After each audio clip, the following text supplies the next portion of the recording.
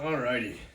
Welcome to the very first episode, podcast, video, public speaking practice attempt of this curriculum that I've put together. Now, for some context, I have had a very difficult time establishing a concrete worldview that has proven sustainable for myself. I've attempted to create hierarchies of beliefs, form my own thought processes and moral frameworks, and I have failed time and time again.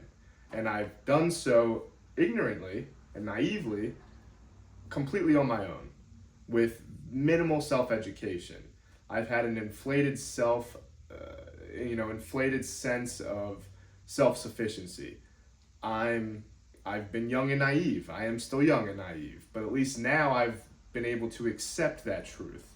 And I've created my own curriculum that is focused on establishing and fostering multi and interdisciplinary competence in 5 disciplines that I believe are the foundation of your worldview, anyone's worldview.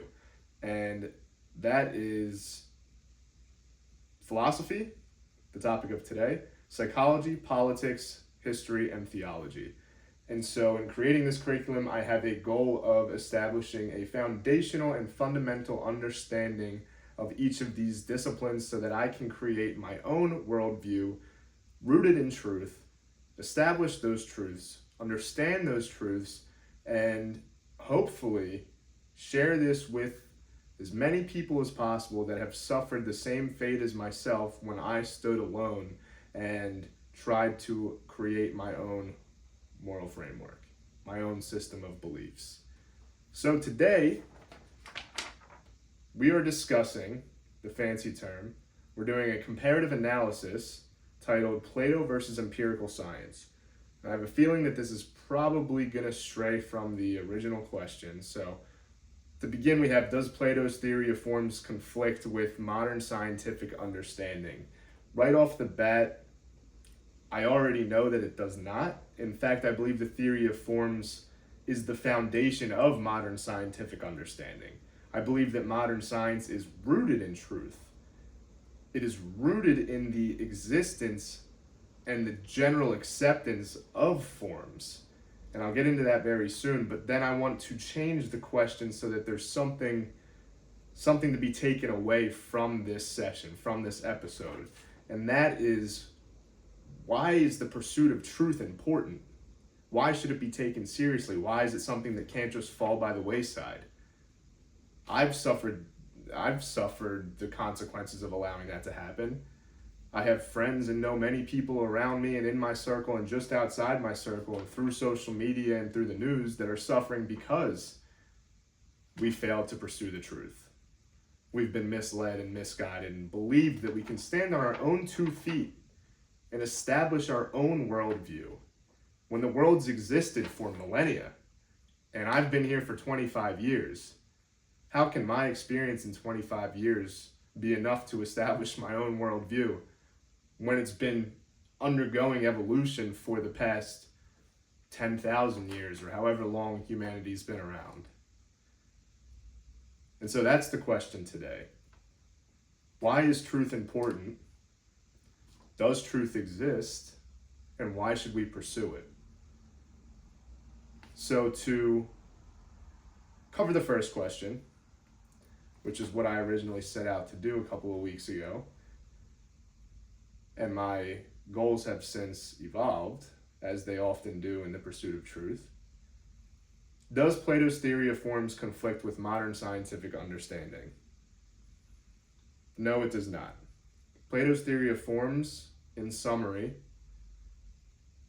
establishes the existence of fundamental truths, the ultimate truths of reality, of existence. Objective reality is essentially what he's explaining. And modern scientific understanding, all of the modern sciences, at least the modern sciences like mathematics, physics, neuroscience, cognitive science, I'd go as far as to say even something like psychology, which is a bit abstract, is they all stand on some sort of common ground, which is moving forward with objectivity. They maintain objectivity, not subjectivity, because objectivity is rooted in truth. And solutions, finite solutions, are much more feasible and proven than subjective emotions, solutions, things that are not rooted in a concrete foundation. So we maintain objectivity in modern science. And in essence, that is the theory of forms.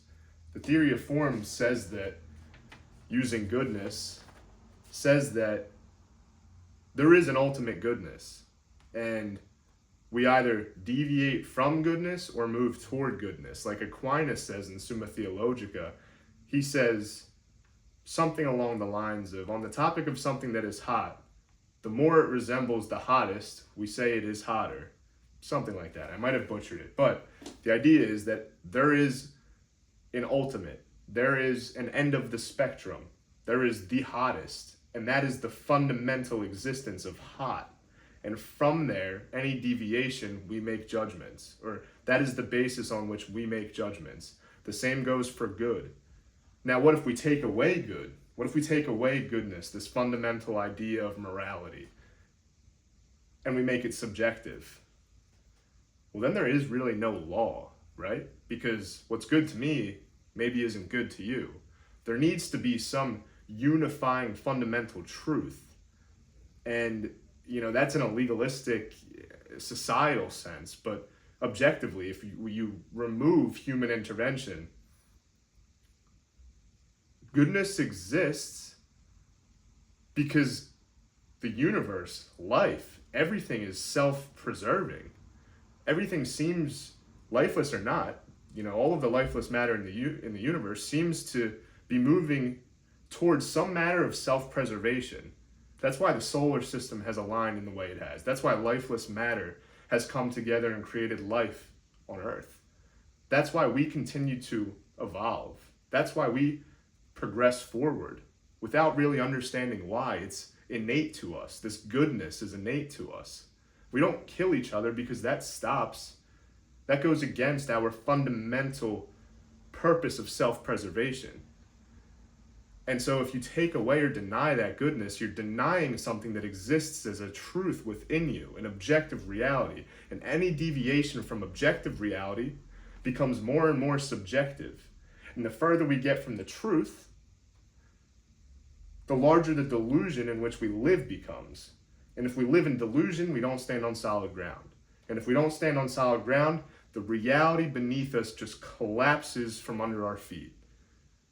So without fundamental truth, without these forms,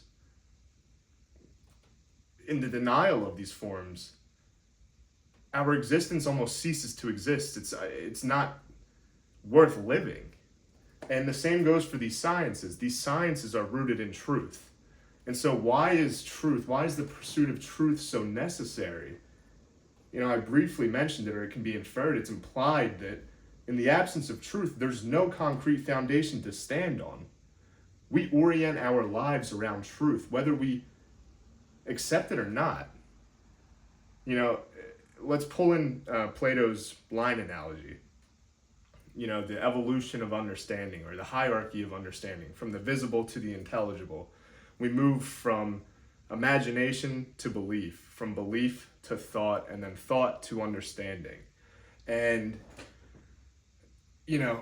as we go from, what's the best way to put this?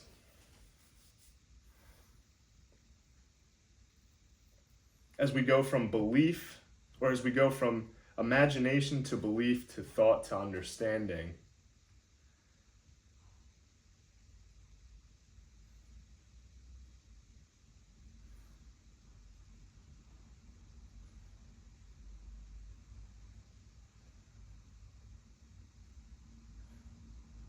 so let's go back.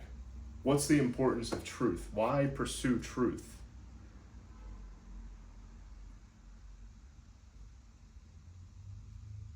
Because truth is what we orient our lives around. Truth is